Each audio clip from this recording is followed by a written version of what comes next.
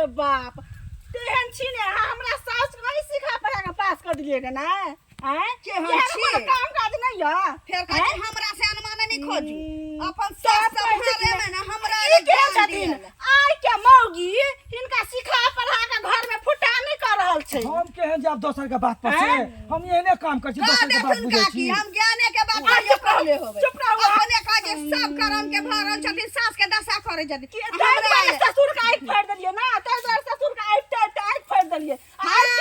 ससुर के फोड़ लिए कब दोसर के ससुर के नहीं चुतरा फोड़ दे कहली कि हमरा सास के सिखाने पर बंद करू बुझलिए कि ना काकी हम जाय छियै हमर पैसा जे 1500 रुपया लेने छ से हमरा द दी है कथि का 1500 बुझलन हमरा 4 बजे भेट जाय के 4 बजे फेर जाके मीटिंग में 4 बजे फेर जाय के ठीक छै द देबै है ई केहन छथिन हैं के छी हम महंगी पड़ल